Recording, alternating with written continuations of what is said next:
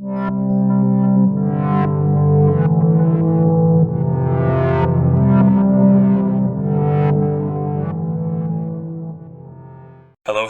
I'm Breton, one of our MCAT tutors here at Inspira Advantage, where we help students get accepted into med school and other professional programs. In the last two videos on action potentials, we looked at how resting membrane potential is set, as well as what is actually happening during an action potential. Now it's time to put all of this together with two guided practice problems. So let's begin by step one is always to actually read the question. An exhausted college soccer player is resting at halftime. His coach brought the player an Alligatorade because the advertisement said that the drink was extremely high in electrolytes, such as potassium. After the player drank the Alligatorade, he began experiencing slight hyperkalemia. Okay, so right away, what looks testable is that the soccer player has hyperkalemia, which, if you don't know, hyperkalemia means that there is a higher presence of potassium in the blood. All right, let's see what questions are associated with this.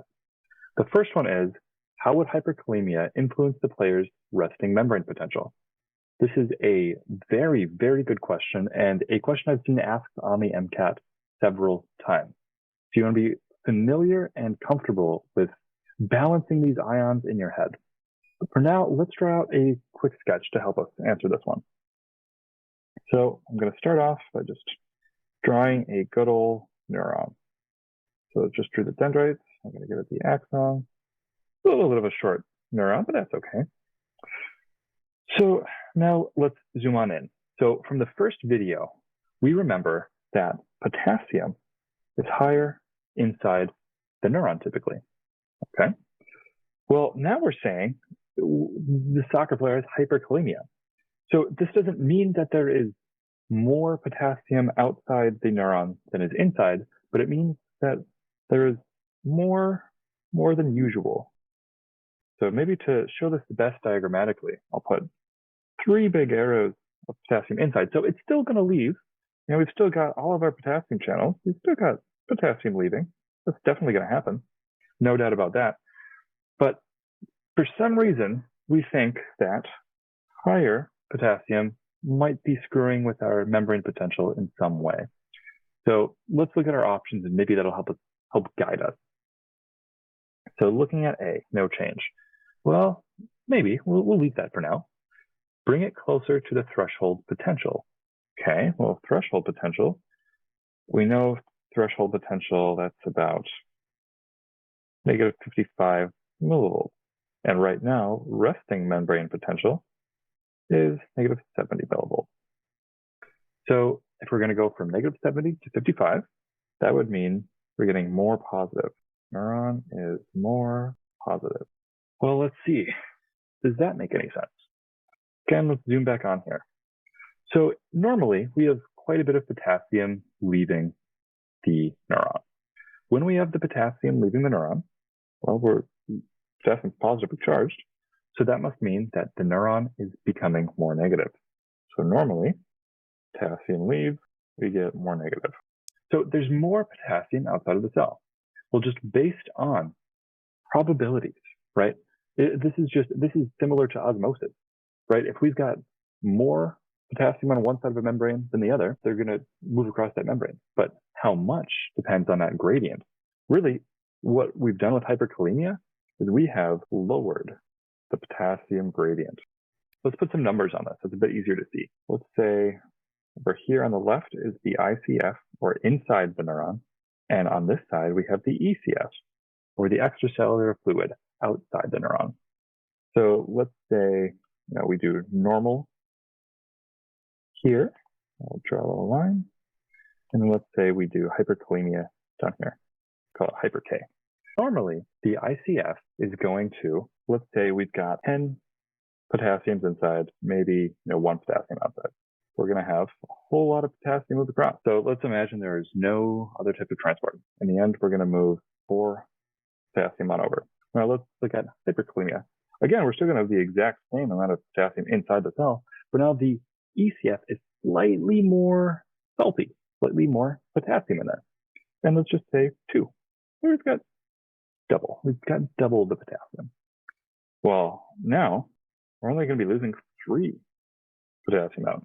And if we're only losing 3 positive charges instead of the normal 4 positive charges, well, what's this going to do to the overall membrane?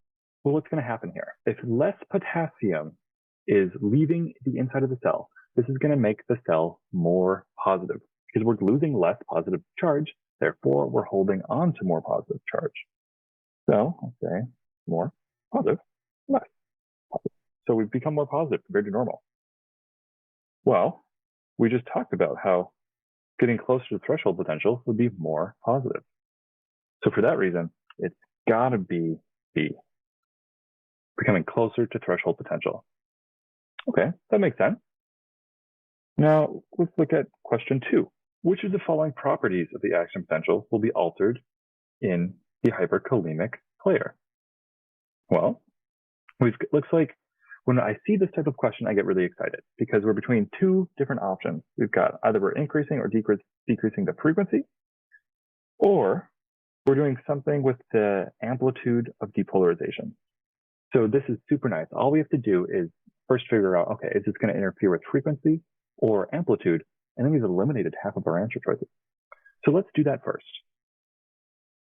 So in question 1, we showed that a hyperkalemic person is going to have their resting membrane potential closer to threshold. So graphically, what this looks like, say that this is our resting, this is threshold. So right at purple here is the new resting potential. Call it new RMP, right there.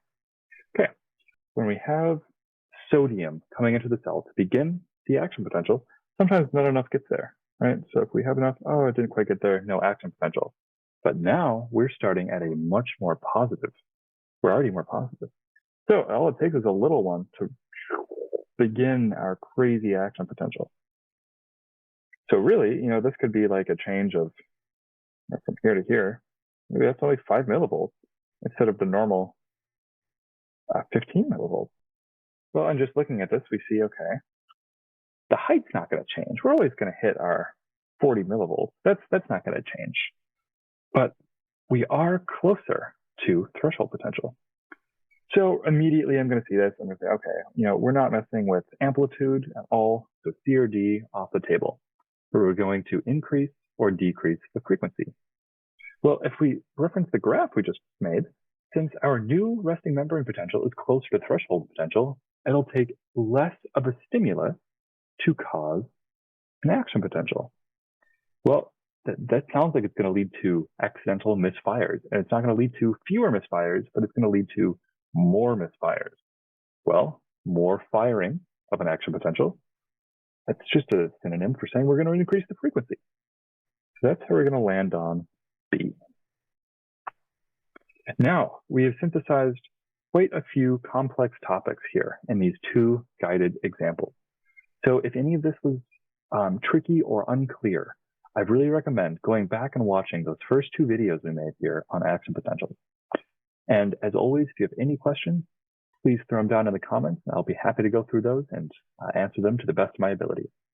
Thank you for watching our final video on action potentials, and I'll see you next time.